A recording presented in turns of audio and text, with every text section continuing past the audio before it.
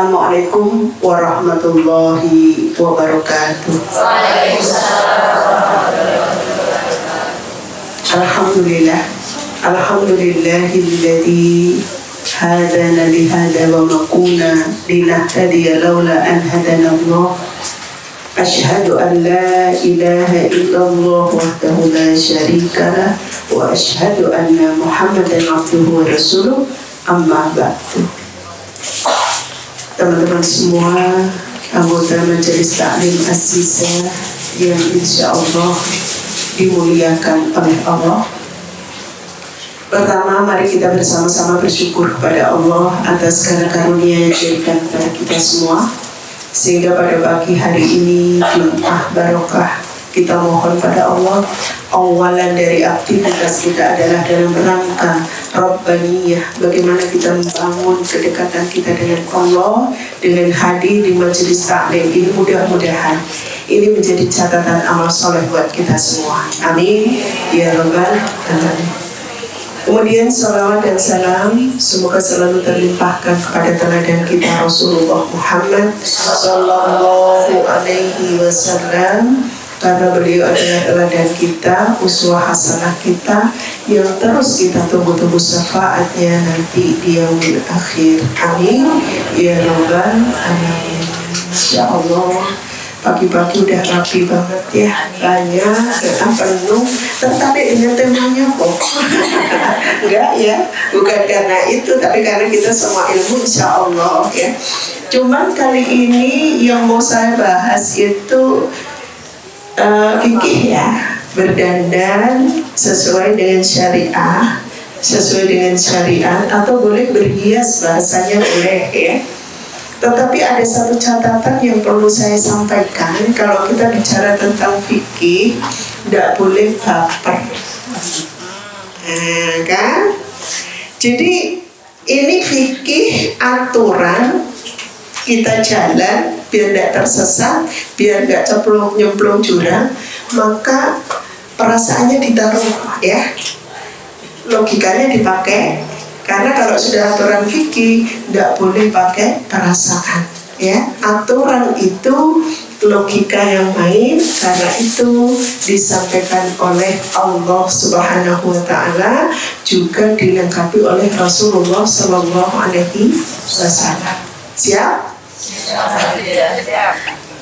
Saya itu rada maju mundur gitu ya. Mudah-mudahan ini bagian dari ikhtiar kita. Kalau nanti kita belum ada bahasan tentang ini, khawatir ketika harusnya bisa masuk surga, tetapi harus nyantol dulu gara-gara fikih berdandannya belum dibahas gitu. Kita taklim berlama-lama, berkali-kali, bahkan di mana-mana. Ada yang sudah bahas, sudah ikut tentang kajian berhias untuk muslimah? Ada? Alhamdulillah kalau ada yang sudah ada, nanti bisa memberikan masukan atau barangkali apa ya yang kurang bisa dilengkapi ya, silakan disampaikan. Tetapi buat yang belum, mohon maaf kalau ini kali perdana nanti agak nampar-nampar dikit, nggak apa-apa ya. Iya, karena ini penting sekali muslimah ya. Salah satu bagian dari tawasabil haq, tawasabil sabr ya, kita harus bahas bagian ini. Bagaimana muslimah berdandan atau berhias yang sesuai syariat.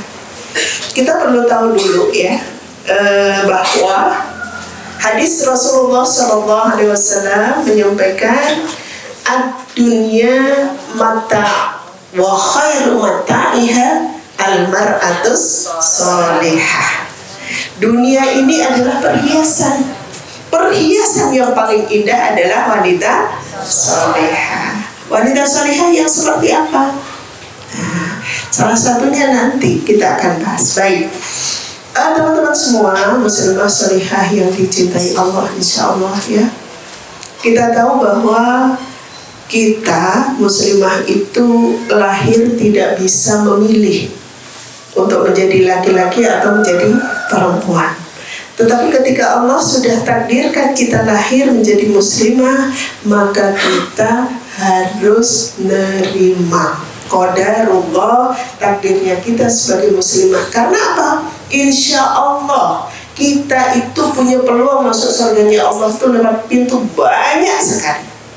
Banyak sekali yang ngotot begitu ya, karena saking banyaknya. Tetapi gitu ya, peluang untuk masuk neraka juga banyak sekali dan mudah sekali. Bahkan iming-imingnya kalau kita mau masuk surga itu penuh onak dan duri, gitu. Sementara untuk masuk neraka itu, aduh ya, jalannya lempeng, licin, bertabur bunga-bunga, dan seperti itu ya. Karena setan itu sedang menangis saat goda kita untuk bisa masuk neraka, menangis berdarah-darah bahkan ya, agar kita bisa tergelincir, agar kita bisa mengikuti langkahnya, maka ditaburilah dengan bunga-bunga ya. Bisa kita rasakan ya. Jadi kok menyenangkan. Wah, nggak ngaji itu bagian dari nggak ngaji aja loh ya. Nggak ngaji aja pagi-pagi begini, enakan di rumah, ngapain juga. Nah, kayak itu udah mulai nih. Nah, tapi kalau kita mau berangkat ngaji, otomatis karena kita semua ya sebagai anak sudah lewat, bukan lewat ya, sekarang sedang kita jalani sebagai istri. Nah, itu sebagai ibu, iya, sebagai apa lagi? Nah, dan seterusnya kita banyak sekali barang. Kalau kita pagi ini ngaji, otomatis yang akan kita tinggal ngaji kan harus beres nih. Iya, Pak, betul Bu. Betapa rempongnya dari sebelum subuh, bahkan mulai tadi malam kita mikir besok bikin resep apa ya. Sehingga sholat subuh kadang sudah ya, kita sudah jalan, ini rasanya nanti ini masaknya ini kira-kira jam berapa, sambil nyuci, sambil apa, nendang ini itu dan semuanya gitu ya. Ini sudah berputar dengan sangat dahsyat luar biasa. Makanya kadang-kadang kalau orang nggak bertahan dalam jalan kebaikan itu, aduh kesel aku, mosok benjuk aku tuh pelayu-pelayu, ngos-ngosan, berputar otak kita, berputar semuanya, bahkan mulut, ini mulut ya, tahu mulut ya kok? Kalau pagi hari kira-kira kita berkicau apa diam? Nah, tuh kan ya, jadi kayak gitu.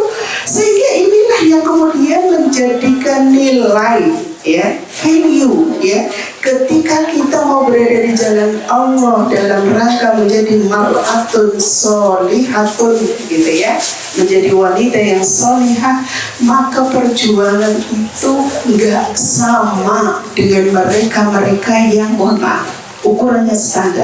Alah, bisa aku jadi perempuan tak begini aja, udah nggak mau yang rempong-rempong, ngapain, hidup sekali dinikmati, nggak usah keringat-keringatan, nggak usah ngos-ngosan, nggak usah ini itu. Masya Allah, mudah-mudahan apa langkah kita hari ini sampai di tempat ini Allah mencatat sebagai amal saleh. Amin. Ya. Baik, ada yang deg-degan? Kita nanti insya Allah ya masuk surga bareng. Amin. Tapi jangan mau masuk neraka bareng ya. Baik, kita menghindarkan diri. Makanya kenapa kita mau rempong, karena kita nggak mau masuk neraka. Kalau masuk surga bisa semua insya Allah, cuma nggak tahu kapannya gitu ya. Karena orang itu kan kadang punya dosa, yang dosa itu bisa dicelupin, bisa dicuci, sebentar bersih ada. Tapi yang harus dicelupin bolak-balik sampai Masya Allah, nggak tahu, itu banyak juga. Dan kita berusaha berkumpulnya kita di majelis ini, kalaulah nanti nyicip ke neraka GPL, tahu GPL? Ya, yang lebihnya ya Allah. Karena apa? Seringan-ringannya dosa, maaf ya, itu disandang oleh paman beliau Rasulullah SAW. Siapa? Abu Talib, Bapak Abdul Muttalib? Abu Talib. Itu seringan-ringannya dosa Abu Talib itu, karena sampai meninggal beliau belum bersyahadah, pakai terompah dari api neraka yang ketika dipakai mendidih otaknya. Keren nggak? Keren, ngeri. Tetapi dosa paling ringan udah ditempati oleh Abu Thalib, paman beliau, ya. Sehingga ini paman Rasulullah ini seringan-ringannya. Kenapa bisa seringan-ringannya? Karena kita tahu selama hidup beliau itu mendukung penuh dakwah Rasulullah Sallallahu Alaihi Wasallam. Hanya beliau, bukan hanya ini urusan mendasar juga, ya, disuruh bersyahadah tidak mau karena enggan ditinggalkan oleh kaumnya. Nauzubillah min dzalik, ya, sayang banget, ya.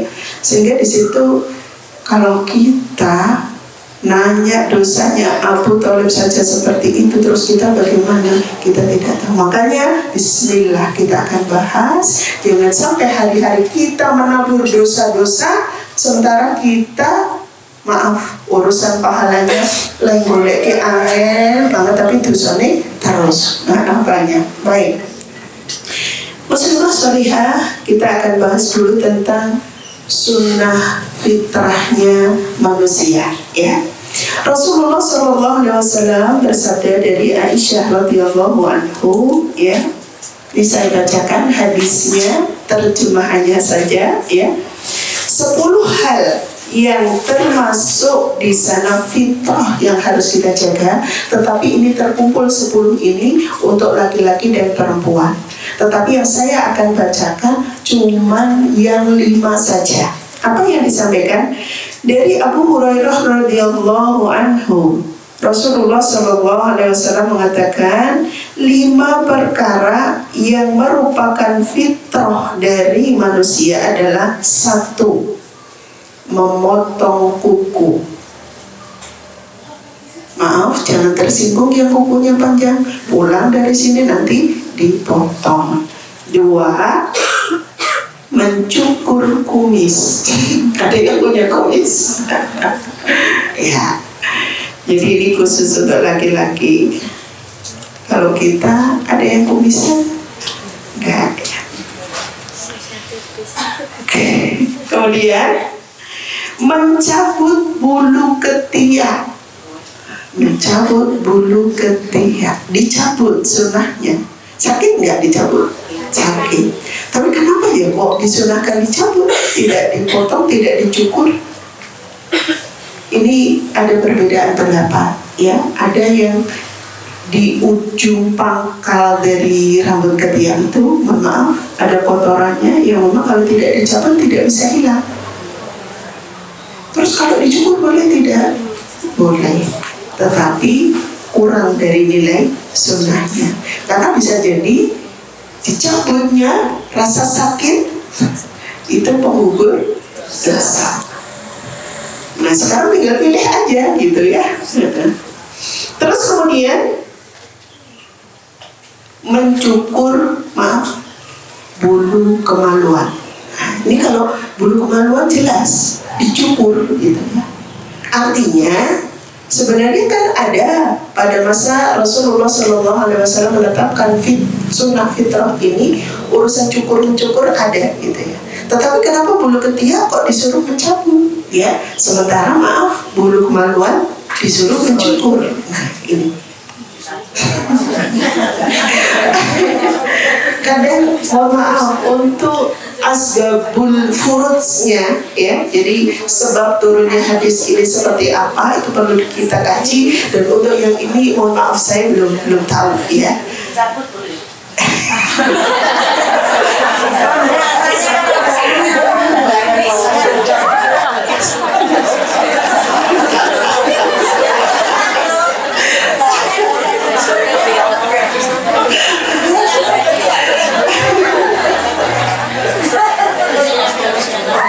Mohon maaf, ini jadi apa ya? Jadi bukan lelucon, bukan. Tetapi karena itu bagian dari yang sensitif, jadinya kan kita bagaimana? Ada yang tanya kalau di bulu kemaluan boleh dicabut. Aduh, saya nggak bisa jawab, ya. Mohon maaf, ya. Bisa jadi boleh, bisa jadi enggak. Cuma tinggal kuat-kuatan aja gitu. Karena kalau satu aja yang dicabut itu ya, ada pakai mic atau pakai mic, tapi kena di sana nanti, ya. satu aja kecepet di CD, maaf CD tahu ya, kan sakit banget deh. Nah bagaimana kalau segitu banyak terus dicabutin gitu? Mohon maaf, satu, dua, ini bagian dari maaf kita membahas tentang sesuatu yang syar'i, tidak ada pakai malu, tidak ada pakai tabu. Karena kalau sudah urusan perempuan masalah itu, mohon maaf, kalau digundul tidak menarik. Jadi kita mohon maaf, kalau sudah kaitannya dengan ke situ, maka juga kita bagian dari yang harus kita komunikasikan, minta izin kepada pasangan. Kalau janda kan bebas.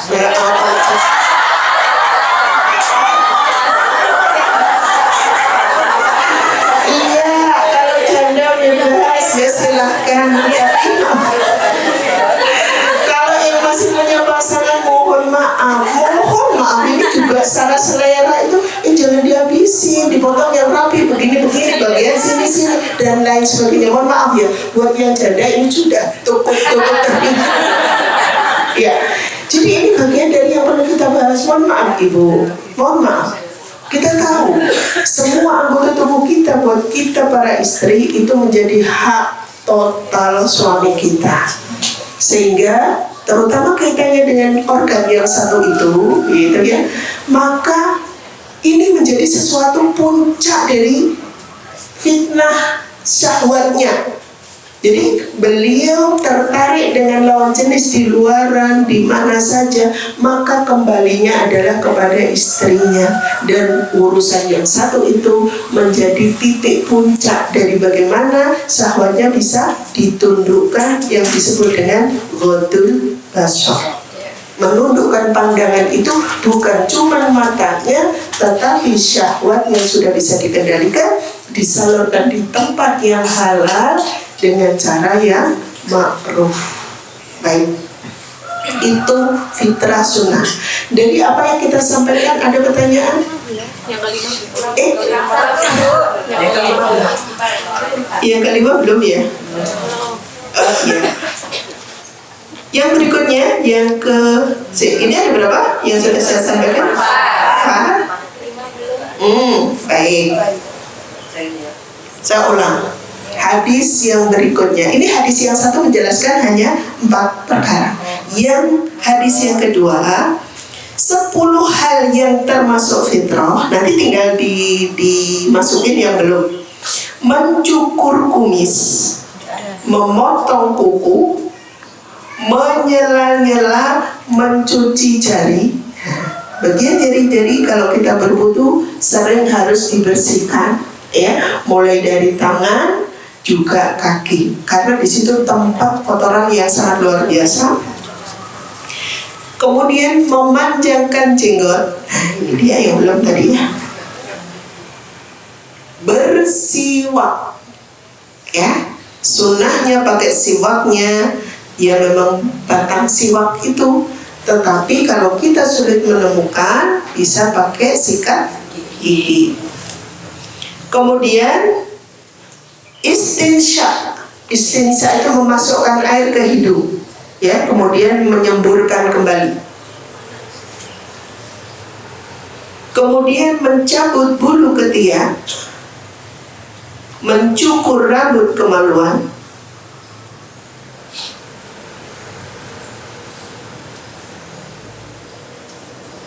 membersihkan tempat istinja.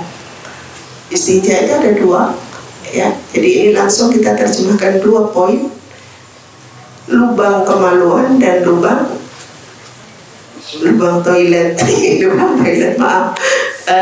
Ya begitu, ya, belakang dan depan. Nah intinya begitu. Sudah ada berapa poin? Itu kurang 1,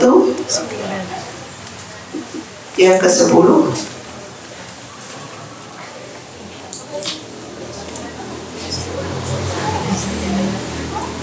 Yang ke-10 berkumur. Tadi lupa, harusnya di depan, ya, mohon maaf. Tapi tidak apa-apa, ditaruh di mana aja bisa. Kalau memulai kita mau bersuci, itu kan diawali dari berkumur, mencuci sela-sela jari, ya, jari kaki, jari tangan, itu dicuci dulu sebelum kita kumur ya. Jadi ini bagian dari sudah dihitung 10 ya poinnya. Nah, itu campur antara laki-laki dan perempuan. Maksudnya ada mencukur kumis, memanjangkan jenggot, kan kita nggak mungkin ya. Tapi itu secara hadis dijelaskan secara rata seperti itu. Mohon maaf, sebelum kita bersuci pastikan lubang-lubang ya, lubang-lubang terutama terkait dengan yang di belakang itu, muka depannya itu harus dipastikan bersih, karena perempuan itu beda ya.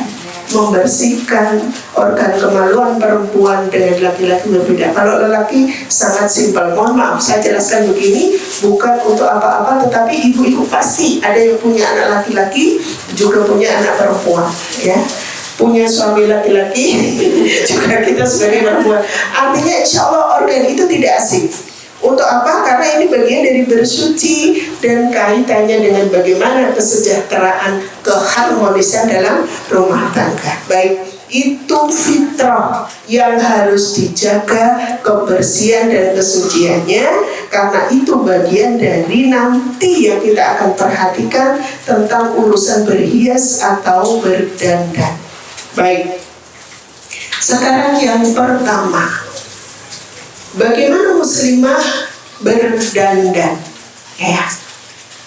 Muslimah salihah boleh berdandan kepada 3 orang ini, kumpulan orang. Yang pertama, ketika dia menghadapi atau berhadapan dengan laki-laki yang muhrimnya. Tahu?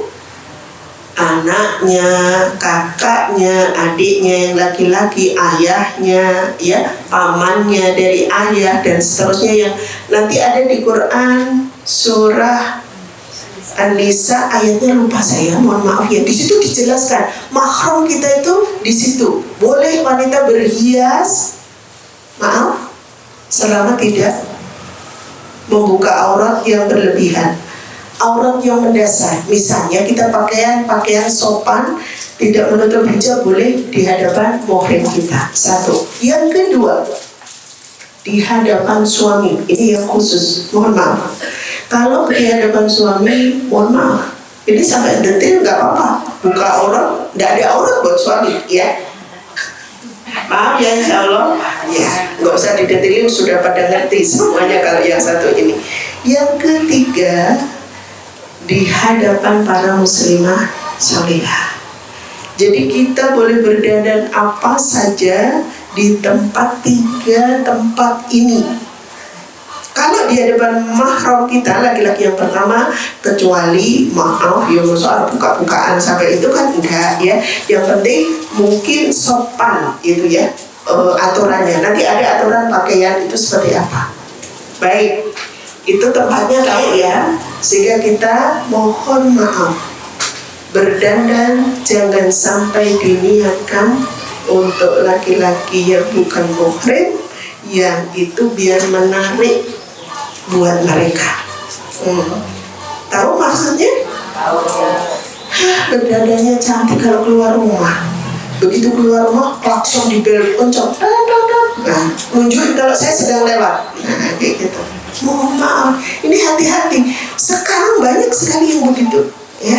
Sekarang banyak sekali yang begitu menunjukkan kalau dia, maaf bahasa kasarnya itu begini, godain kita dong. Mencap sana, padahal sudah ada suami, padahal sudah ada orang yang bertanggung jawab pada kita, yang beliau itu halal dan satu-satunya laki-laki yang berhak menikmati kecantikan kita. Makanya hati-hati ini. Kalau ada niatan seperti itu, sampai di tempat ini, mulai sekarang diluruskan. Kita mau cantik, kita mau ini. Kalau tujuannya tempat muslimah salihah tadi, mata perhiasan gitu. Jadi kalau muslimah, mohon maaf, nyampe di sini bau jeruk, maaf ya, paham maksudnya bau jeruk gitu ya. Rambut nggak disisir karena pakai hijab. Ayo ngaku, diumpel-umpel wis ora sisiran, selak ke susu, selak telat. Hati nanti jadi kebiasaan ini ya. Sehingga kalau kita jarang sisir, maaf, ditambah jarang keramas, nanti jadi pabrik kutu. Gatel, pokoknya cirinya kalau sebelahnya Bu itu mesti garuk-garuk aja walaupun pakai hijab. Maaf ya, itu ada yang begitu, ya. Halo, masih rajin keramas kan? Jangan mentang-mentang kita pakai hijab terus keramat rambut satu kenain. Masya Allah, Muslimah Solihah tidak begitu. Ada orang yang paling berhak terhadap kita ketika di rumah. Kita tetap harus wangi, kita tetap harus rapi, kita tetap harus, yaitu suami kita. Ya, baik, tetap cantik ya. Baik, itu tempat jelas. Terus sekarang apa yang tidak diperbolehkan oleh wanita, ya? Yang pertama, tidak boleh mencukur rambut. Mencukur rambut tidak boleh, tapi sampai gundul. Ya, kenapa? Karena keindahan wanita itu di rambutnya, mahkotanya itu di rambutnya. Terus kalau laki-laki bolehkah gundul? Boleh. Wanita bolehkah gundul? Boleh, selama ada udzur kaitannya dengan penyakit dan lain sebagainya. Halo? Ya, diperhatikan ya. Motong rambut dirapiin boleh kalau itu alasan pertama, jaga kesehatan, rambutnya rontok kalau panjang, karena berhijab itu kan ya secara logikanya kan kurang dari sinar matahari ya. Makanya kalau ibu di rumah, usahakan di rumah di ruang tertutup yang tidak ada muhrim, yang tidak ada orang yang bukan muhrim, itu sekali-kali dikenakan sinar matahari, berjemur ya, berjemur sebentar untuk memberikan nutrisi sehat pagi itu untuk rambut kita, biar rambut kita sehat tidak rontok ya. Baik tadi ya, jadi tidak boleh mencukur rambut sampai gundul kecuali alasan syariat ya, maksudnya alasannya karena sakit, karena rontok, karena apa dan sebagainya. Cuman jangan dibuat-buat ya, karena pingin model tren sekarang terus kemudian dipotong seperti laki-laki, ini tidak boleh kalau niatannya seperti itu ya. Kalau niatan kita untuk nyenengin pasangan boleh apa enggak? Boleh. Tapi rata-rata insya Allah suami-suami kita yang soleh mintanya rambutnya biar sayangnya baik ya. Terus kemudian tidak boleh menyambung rambut. Mohon maaf ya, pakai konde. Kalau sekarang ada konde, nggak pakai hijab tapi rambutnya mentol, nggak tahu di dalamnya ada apa. Boleh apa enggak itu? Tidak boleh, sama saja ya, hati-hati. Makanya nggak usah pakai mengecoh begitu ya. Memang rambutnya sedikit, ya udah sedikit aja. Kalau kita pakai tali rambut beda. Tali rambut itu tujuannya kan untuk mengikat, untuk merapikan memang ya, bukan untuk nunjukin bahwa kayak bulu onta. Onta itu dilarang, bagian dari yang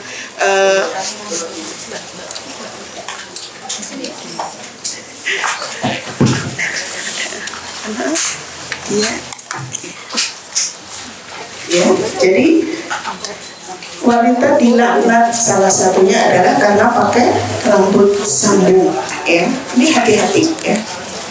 Terus kemudian tidak boleh pakai tato. Tato itu dari dulu sudah ada, Rasul pun sudah melarang ya. Jadi apapun alasannya, tato itu diharamkan. Baik, tidak boleh pakai cat kuku. Sekarang ada yang pakai cat kuku, nggak apa-apa, ya nggak usah disembunyiin, biarin pakai.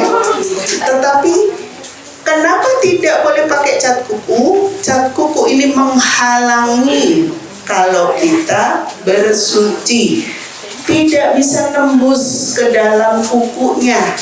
Tetapi kalau kita pakai pacar boleh ya, inai boleh ya. Jadi yang tidak menutup lapisan kuku ketika kita bersuci ya, maka boleh. Atau kita boleh pakai itu saat kita berhalangan ya, sedang haid, ya boleh. Tetapi untuk apa dulu tujuannya? Tadi kembali kepada 3 tempat tadi. Kita pengen cantik kukunya, tetapi untuk mamerin kepada laki-laki yang bukan muhrim, atau kepada suami kita, atau kepada teman-teman kita muslimah, atau kepada siapa-siapa dan lain sebagainya.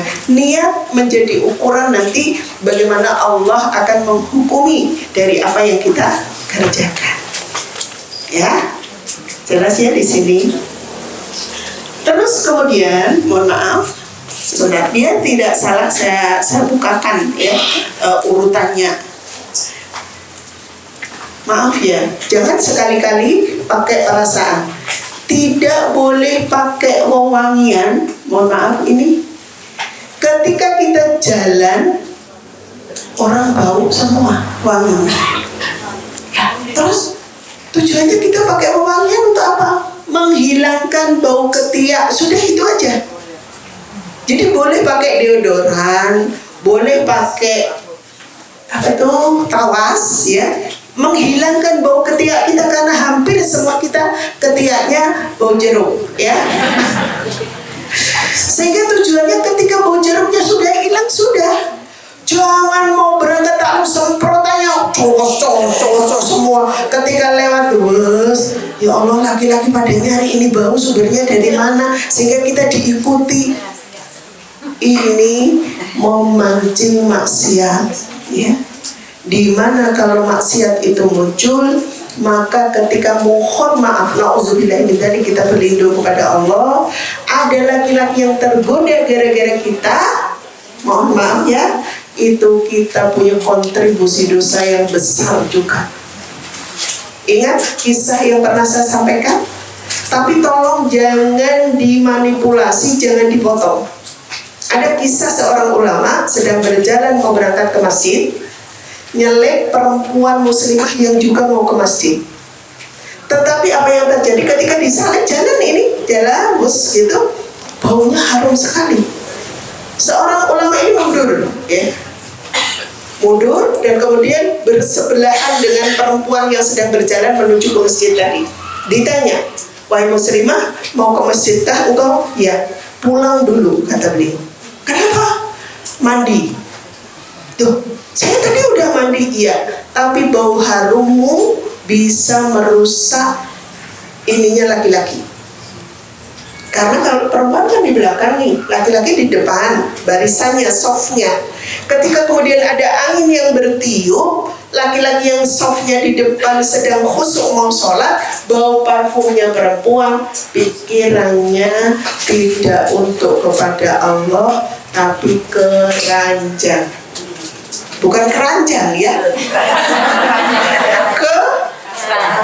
keranjang. Ada jedanya, beda loh ya. Ini digandeng dari keranjang, sampah nanti ya. Jadi itu beda laki-laki dengan perempuan di sini. Perempuan maunya pakai parfum, kadang-kadang ya sudah pakai parfum aja biar segar. Tetapi perhatikan dampak yang kita pakai, kita nggak boleh egois. Kalau sampai pikiran laki-laki nanti keranjang semua, dan di rumah ada tempat untuk melampiaskan yaitu istrinya, itu masih selamat. Kalau nggak punya istri, nah kemana dia harus nyari?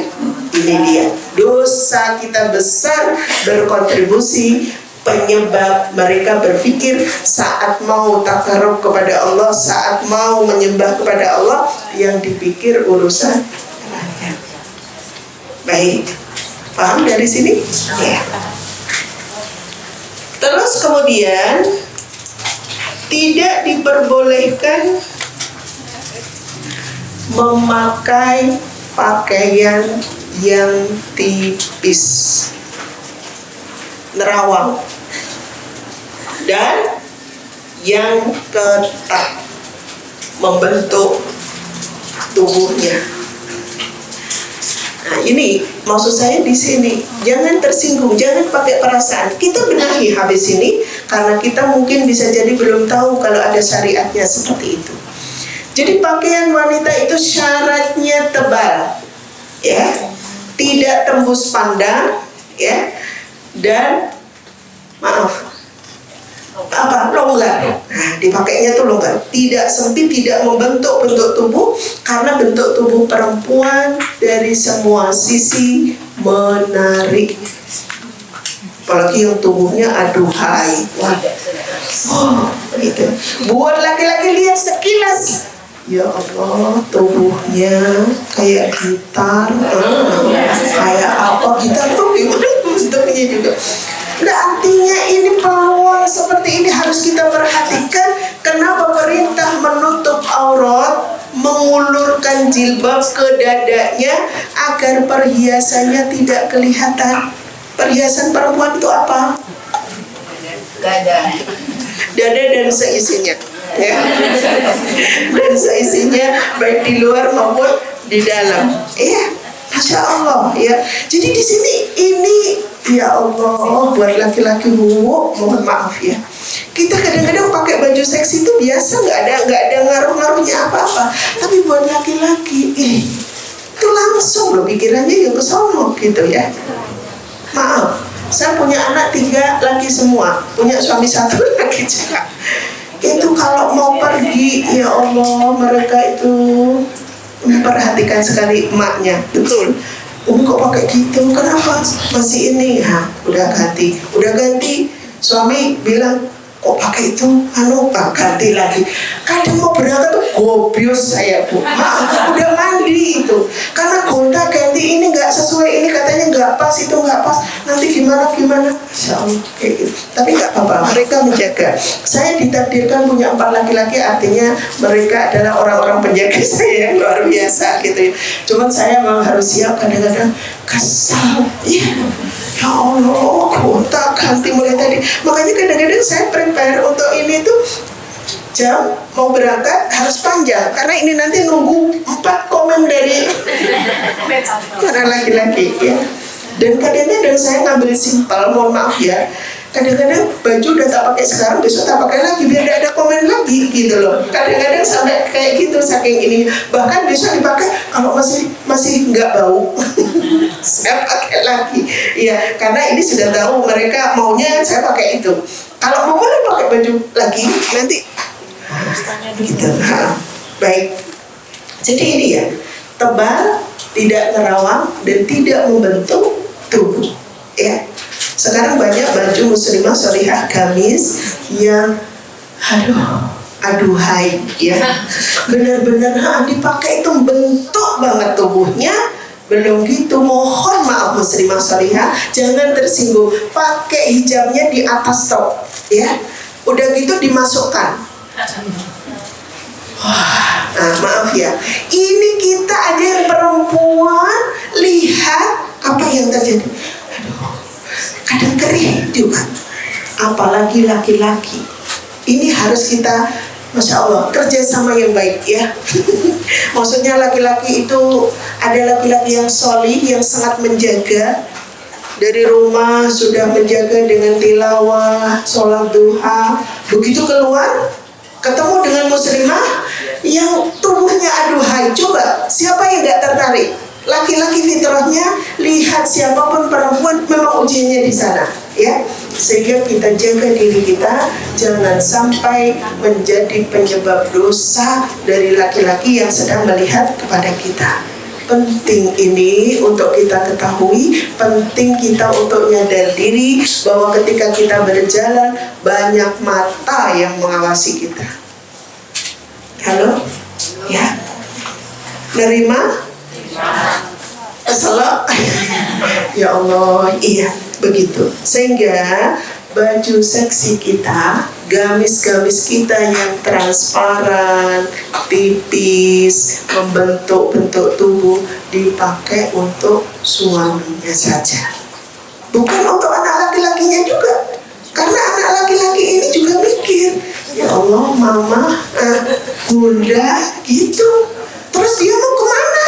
Kalau suami kita kan ada kita, langsung bisa nyerbu kita. Maaf ya, bahasanya begitu. Tapi kalau anak laki-laki kita yang belum menikah, ya Allah, dia harus nahan napas dulu, ya, nahan ini gejolaknya dulu, puasa dulu, karena belum ada tempat penyaluran yang halal. Hati-hati, kasihan dia. Maka harus kita jaga, ini loh pentingnya, ya. Makanya kalau begini, kan anakku di rumah, maaf, ada ibu yang pakai segini-gini, laki-laki juga mau kerempo, semua anakku laki-laki. Tidak jaga perasaannya, ya.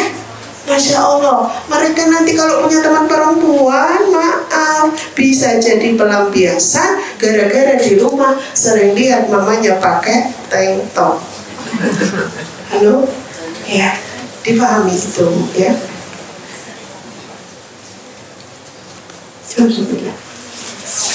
Saya jam 9:10 harus cabut, ya.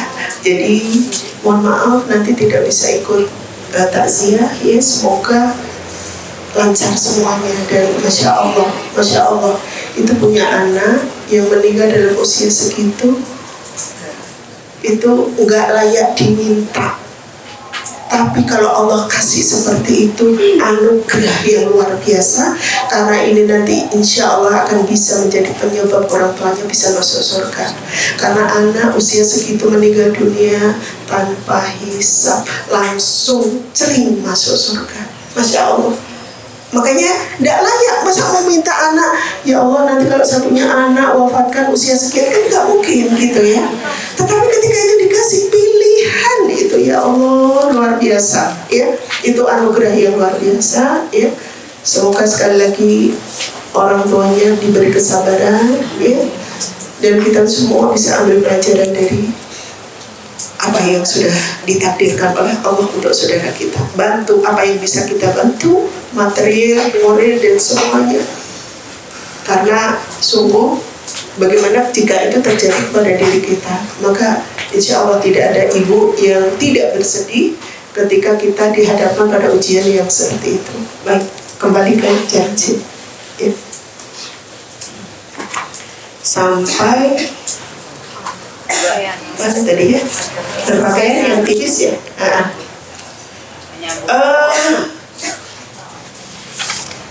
Baik.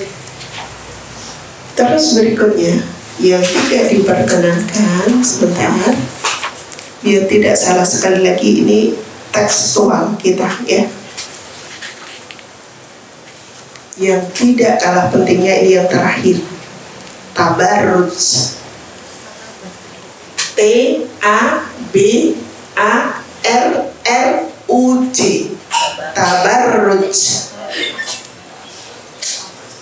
Ini dilarang. Apa artinya tabarruj? Berhias dengan menampakkan keindahan tubuh dan kecantikannya, dan sengaja jalannya dibuat-buat atau genit. Coba ada terjemahan begitu loh ya, untuk menarik perhatian. Piye ngene iki ya. Ada pengertiannya detail. Tabarruj kita tuh nggak boleh. Dan tabarruj yang paling dilarang tabarrujal jahiliyah, meniru, melakukan perbuatan mempercantik diri, ya.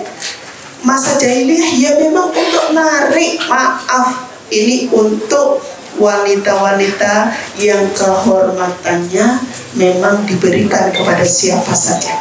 Mohon maaf. Sehingga barang siapa di antara kita masih ada terbersit dalam hati kita niatan mempercantik diri agar nanti menarik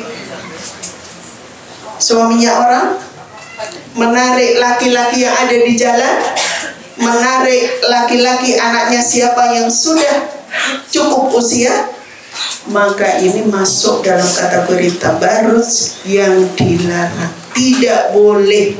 Jelas ini patokannya, wanita itu kecantikannya untuk 3 orang tadi, 3 tempat tadi, ya, dan perhiasannya dalam tubuhnya tidak boleh dinampakkan.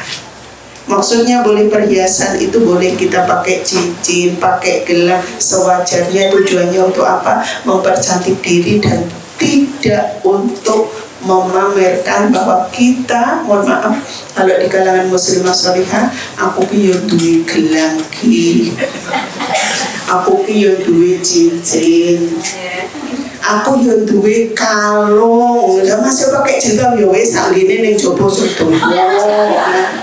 Mohon maaf ya, kalau tujuannya kita untuk nunjukin bahwa kita itu punya, pamer, ingat, ini ada bab lagi nanti yang bahas tentang riya. Nah, udah kena lagi kita pasalnya nanti ya. Makanya hati-hati muslimah ya Allah ya. Mar'ah solihah itu ada rambu-rambu syariahnya. Loh, hati itu ditanya kalau mau pakai sesuatu. Berbusana pun mohon maaf ya Bu, kalau kita tujuannya hanya untuk nunjukinnya baju paling regoni piro, kayak piro, hati-hati yang begitu ya. Walaupun dengan sesama muslimah, kalau tujuannya kita pengen nunjukin bahwa baju yang kita pakai branded, mungkin ada yang endorse di sini, mengendorse sehingga baju-bajunya itu ya oke dan tidak beli, ya kan mendingan yang kecil tapi beli ya. Yang sederhana tapi beli, wong itu baju bagus tapi dikasih, ya begitu ya. Enggak, ini untuk mematahkan biar kita tuh nggak merasa ya Allah, muslimah itu kok semua sisi itu ada ya peluang-peluang setan tuh untuk goda. Mau pakai baju muslimah salihah aja, yang rapi, yang tertutup, yang ini itu aja, masya Allah ya. Makanya hati-hati ya. Pentingnya kita punya ilmu, mengerti tentang bagaimana adab, bagaimana etika, bagaimana syariat mengatur dari langkah dan gerak kita, itu penting ya. Makanya bismillah, mulai hari ini kita tata kembali. Pakai bedak boleh, tujuannya untuk apa? Pakai lipstik boleh, tapi tujuannya untuk apa dulu ya? Silahkan mau pakai yang bisa glowing, yang bisa apa, silahkan. Tujuannya untuk apa dulu? Kalau tujuan kita untuk merawat diri sebagai bentuk rasa syukur kita kepada Allah, silahkan. Kalau tujuan kita agar kita nggak ketok, ya Allah muslimah itu kok kuncang banget tuh, ayu-ayu biar kita zamannya sekolah kuliah belum nikah tuh, wah kincang banget. Sekarang ya Allah, padahal ora tahu ya Allah. Kasihan kalau begitu. Bentuk syukur kita bukan begitu. Tunjukkan kalau kita di hadapan muslimah salihah juga tetap berseri, bersih. Berarti apa? Ini bagian dari kita menghargai suami kita. Oh, ternyata suaminya, nah gitu ya. Karena nggak mungkin istrinya akan dibiarin kucel keluar rumah, hadir di majelis taklim kalau suaminya nggak perhatian. Suaminya nggak mungkin nuntut kita macam-macam kalau kita nggak dikasih uang belanja buat beli. Ada yang dikasih belanja 1 juta mah buat beli skincare gitu, buat ke spa gitu, ada? Aduh ya Allah, kalau ada, alhamdulillah, bersyukur sekali punya suami begitu ya. Tapi nggak boleh makan pulang dari sini ya, nggak boleh ya. Jadi cukuplah dengan apa yang ada yang sudah suami kasih. Pandai-pandai kita menyisihkan untuk merawat diri. Bilang sama suami, kembalinya ini untuk suamiku tercinta, bukan untuk orang lain. Nah begitu, insya Allah nanti uang belanja akan ditambah, insya Allah. Amin ya rabbal alamin. Baik, sekilas saya menyampaikan itu. Nanti ada bahasan-bahasan yang lebih detail yang insya Allah saya akan sampaikan di pertemuan-pertemuan yang akan datang. Nanti kita selipkan. Mohon maaf sekali lagi kalau kita sudah belajar tentang fikih, sekali lagi nggak boleh pakai perasaan. Kok terus moderat kok hadir di majelis ini? Waduh, sekarang nggak boleh pakai cat kuku, sekarang nggak boleh pakai baju yang maaf ya, begitu-begitu. Ini ilmu itu bertambah dan bertumbuh. Kalau kita bertambah ilmunya, akhlaknya tidak berubah, kenapa harus cari ilmu? Sudah bagian dari yang harus kita lewatkan. Jangan sampai kita menjadi muslimah yang merugi gara-gara waktu-waktu kita habis tidak kita gunakan untuk merubah diri kita menjadi lebih baik. Wallahu a'lam. Ada pertanyaan? Ada yang mau protes boleh? Ya. Silakan. Ya, silakan. Jadi kalau konteksnya untuk misalnya walimah, si pengantinnya gitu aja. Si pengantinnya itu gimana keluarganya? Itu termasuk tambah atau Baik, walimah. Sekarang ada walimah yang tidak pakai dirias. Terus dulu bagaimana ya para sahabat sahabiah itu untuk walimahnya? Dirias.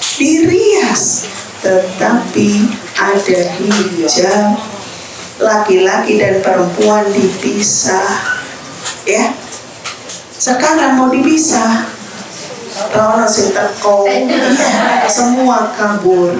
Terus bagaimana? Selama itu ya muslimah yang menikah di rias itu ada yang bertanggung jawab, yaitu walinya, ya kan ada nih, suaminya udah ada, orang tuanya laki-laki, ayahnya sudah ada, dan pengiringnya, among tamunya semuanya, ya itu untuk apa diriasnya? Nah ini dia perbedaan pendapat kita hidup di masyarakat yang belum bisa utuh memahami Islam.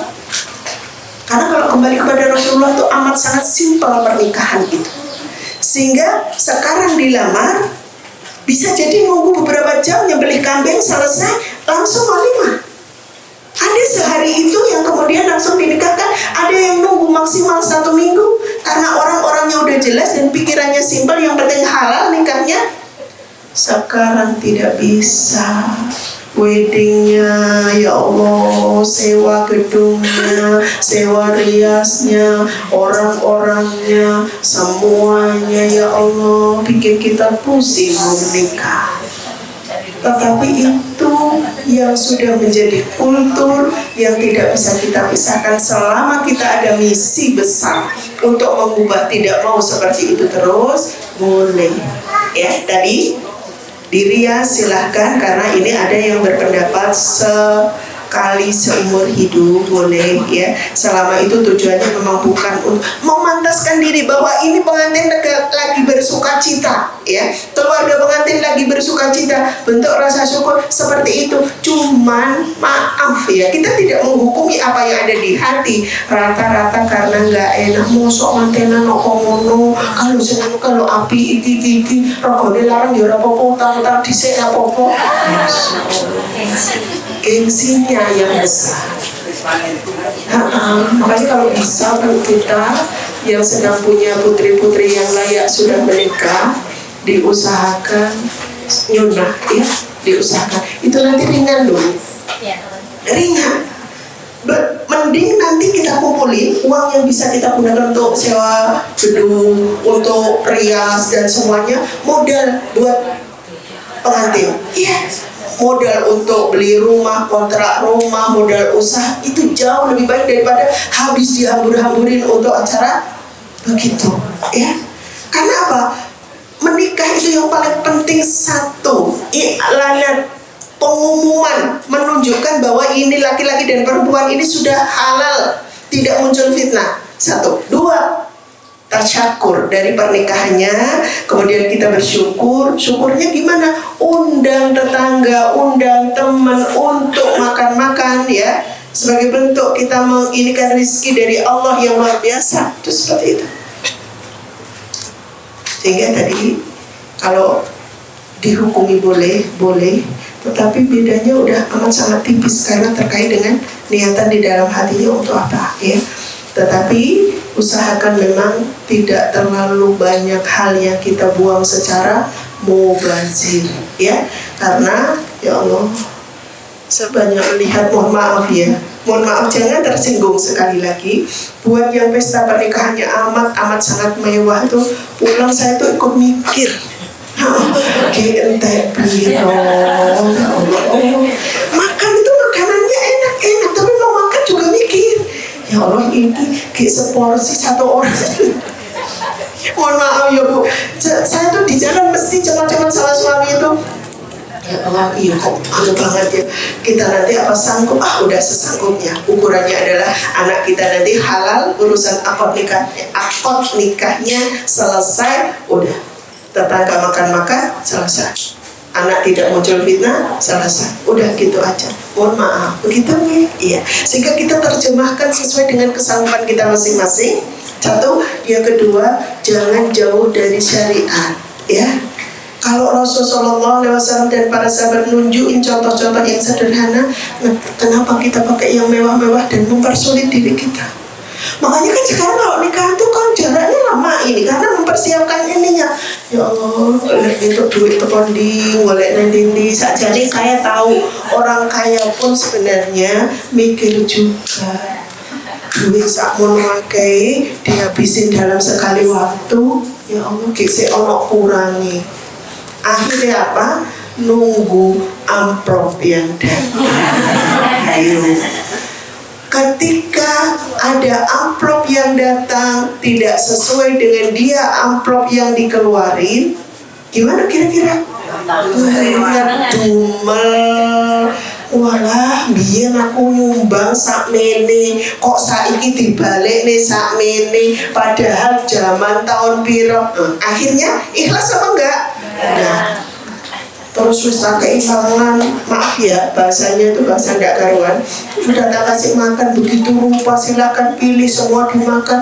Nah kok iso-iso nyumbang sakmono. Alhamdulillah disumbang. Coba enggak?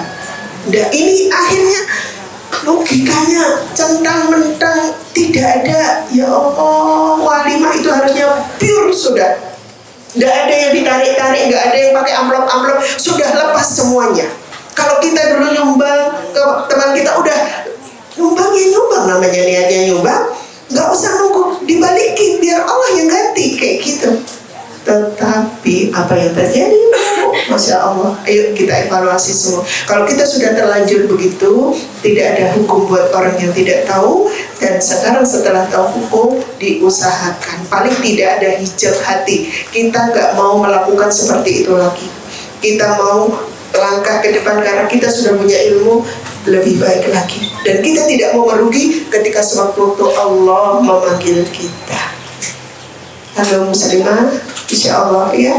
Mohon maaf, itu yang bisa saya sampaikan. Semoga ada manfaatnya dan semoga kita ingat pestopen Bu Dewi diarani pedas, tidak apa-apa. Yang penting pedesnya ini untuk menyelamatkan, jangan sampai kita masuk ke jurang-jurang yang mengerikan, ya. Sehingga kita nyampe rumah malam, mudah-mudahan bangun malam nanti tahajud mikir, ya Allah, iya ya, apa yang sudah saya lakukan selama ini, mudah-mudahan hadir di majelis taklim itu bagian dari cara Allah untuk ngumbah, maaf ya, ngumbah, nyuci dosa-dosa kita sehingga rontok, pulang udah bersih semua. Amin. Ya Rabbal Alamin. Baik, itu saja yang bisa saya sampaikan. Semoga ada manfaatnya. Sebelumnya kita tutup dengan doa dulu. A'udzubillahi minasyaitonirrajim. Bismillahirrahmanirrahim. Ya Allah, yang Maha Pengasih lagi Maha Penyayang. Kami tahu ya Allah bahwa betapa kasih sayang-Mu sangat luar biasa kepada kami semua ya Allah. Sehingga kami memudahkan hadir di majelis ini ya Allah. Maka kami mohon kepada kami ya Allah, kami mohon kepada Engkau ya Allah, agar kami diberi keistiqomahan untuk menjalankan syariat-syariat-Mu ya Allah. Sungguh syariat-Mu ini tidak mudah bagi kami. Tetapi kalau Engkau izinkan kami dalam majelis ini, kemudian kami membahas masalah itu, berarti Engkau sudah menganggap bahwa kami sanggup menjalankannya ya Allah. Ya Allah yang Maha Pengasih lagi Maha Penyayang, sungguh Engkau sangat sayang kepada kami sehingga Engkau tidak mau kami masuk neraka-Mu. Engkau mau kami masuk surga-Mu ya Allah. Maka beri kekuatan kepada kami untuk mengamalkan dari ilmu-ilmu yang sudah kami pahami ya Allah. Sungguh sekali lagi ini tidak mudah kecuali pertolongan dari Engkau ya Allah. La haula wa la quwwata illa billah. Sungguh Kekuatan itu hanya milik Engkau dan dari Engkau yang akan Engkau berikan kepada kami, ya Allah. Beri kekuatan kepada kami, ya Allah. Beri keistiqomahan kepada kami, ya Allah. Beri kelapang dadaan kepada hati-hati kami, ya Allah. Sehingga kami selamat dari neraka-Mu dan kami bisa bersama-sama menuju surga-Mu. Ya Allah yang Maha Pengasih lagi Maha Penyayang, terimalah doa-doa kami. Rabbana atina fid dunya hasanah wa fil akhirati hasanah. Subhana rabbika rabbil izzati amma yasifun wa salamun alal mursalin walhamdulillahi rabbil alamin. Al-Fatihah. Bismillahirrahmanirrahim. Alhamdulillahi rabbil alamin. Ar-Rahmanirrahim. Maliki yaumiddin. Iyyaka na'budu wa iyyaka nasta'in. Ihdinas siratal mustaqim. Siratal ladzina an'amta 'alaihim ghairil maghdubi 'alaihim waladdallin. Amin. Ada kurang lebihnya mohon dimaafkan. Billahi taufiq wal hidayah. Assalamualaikum warahmatullahi wabarakatuh. Waalaikumsalam warahmatullahi wabarakatuh.